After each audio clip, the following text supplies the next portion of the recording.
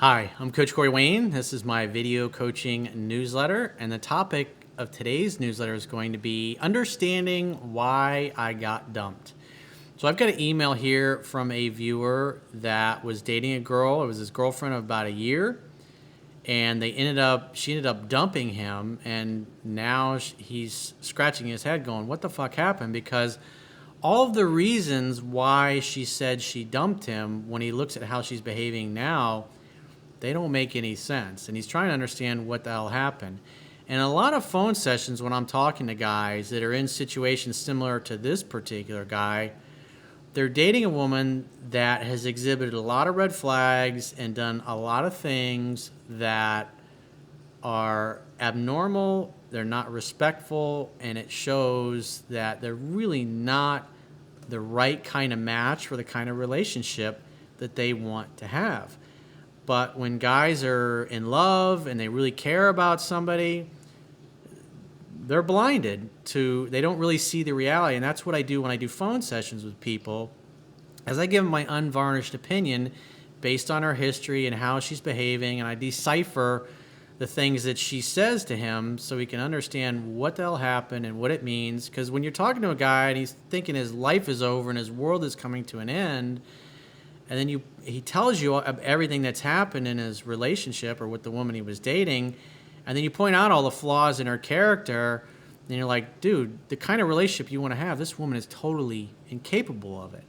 It's like when you can point that out and they can see it, I mean, it's like a huge weight gets lifted off of their shoulders, and then they can kind of say, you know what, you're right. Deep down, I kind of saw that. I really just needed to hear that from you because I wasn't completely sure. I kind of got that from your videos, but now I have total peace of mind after I've talked to you that the right thing to do is to find somebody else. Because sometimes relationships can be saved. Maybe it's because the guy screwed up and turned her off. And other times he just simply made a bad choice because he didn't have the skills, and he never, this kind of stuff that I teach is, they don't teach you this in high school. They don't teach you this in college. And most therapists and psychologists and counselors, they don't know this stuff. And the reason I know they don't know this stuff is because I coach a lot of very successful, very famous therapists and counselors. And these kinds of things that of attraction and what causes a woman to be attracted and fall in love with a man, this really gives them a great set of tools to complement their therapy and their psychotherapy practice. So let's go through, I've got a quote that I wrote, and I'm going to go through this guy's email. And this quote really crystallizes things that, I know a lot of people watching this or listening to this on podcast format are going to say, you know what? I've seen that pattern. I recognize that. So the quote says, insecure women tend to need validation and attention from many men at the same time. They typically have several male orbiters, which I wrote about in my book, first book being How to Be a 3% Man. They typically have several male orbiters always in the background, even when they are supposedly in committed relationships. These male friends are guys who want to date and sleep with them, but just aren't alpha enough or more alpha than their primary lover. When the future of their current relationship looks in doubt, they start spending time with the male orbiters to line up a replacement or to fill the needs that aren't being met by their primary lover. Women who have a healthy self-esteem would never do this. They look forward to being alone and single for a while after a breakup so they can heal before they start dating again. Women with a healthy self-esteem make much better long-term relationship prospects because they will hold out for the right guy and not settle for Mr. Right Now. So let's go through his email. Hey, Coach Corey, this is my first time reaching out to you. I've watched several of your newsletter videos on YouTube and wanted to reach out for your advice. Well, I highly encourage you to start reading my first book, How to Be a 3% Man, 10 to 15 times, and you can read that for free on my website, understandingrelationships.com. By the upper right-hand corner of every page on my website, if you're on a desktop computer or a laptop, it's going to have the email sign-up box. If you're on a mobile device, the first thing you're going to see when you log into any page is going to be the little email sign-up box. So if you put your information in there, you'll get a link once you confirm your subscription. It's free. It doesn't cost you anything. It just will allow you to either read it on your desktop, or you can also download a PDF. But you got to learn the fundamentals, because if you're just trying to cherry pick information in the videos, your success that you're going to have may be attainable, but it won't be sustainable. And the idea is you want to get better, you want to fill in your knowledge gap, and you want to correct the behaviors that are turning off the women that you're dating. And you want to become better at pre-qualifying the women that you date, so you don't make bad, shitty choices in the future and get into a relationship with somebody that's not capable of monogamy or having a normal, healthy relationship. So he says, I was in a relationship for nearly a year. I thought my girlfriend and I were amazingly happy together. Well, most people do. But I started to notice that I was being kept a secret from our guy friends. Only a small amount of friends knew we were together, mainly female. I understand that our past relationships were very controlling, but I wasn't trying to control her. I told her several times that I felt uncomfortable that she wanted to hang out one-on-one with these guys, one guy in particular. They text and message every other day, and she told me not to worry about him. Yeah, when a woman's going, oh, don't worry about that guy, there's nothing. In other words, it really means don't worry about that guy until I decide to start sleeping with them. Because the reality is, if there's a guy that they're in constant contact every day and they're hanging out all the time, more than likely that guy's a fucking beta male and he's repressed his feelings and he's just hoping that eventually he's going to get his shot at dating her. Not to worry about him, that they are just friends and have been for over 10 years. I continued to go with it because I loved her so much, but it still got to me. Yeah, if she's talking to another guy just about every other day, that's kind of not normal behavior. Again, this is the kind of behavior of women that are insecure, that maybe something's missing from your relationship that you hadn't realized, and this guy fulfills that need. Sometimes women like this will be in a relationship with a guy that's an alpha male that doesn't do any talking or conversing or opening her up because he really doesn't give a fuck about it. And so therefore she's got 2 or 3 male orbiters that she's always talking to, usually behind his back, that fulfill that need for connection.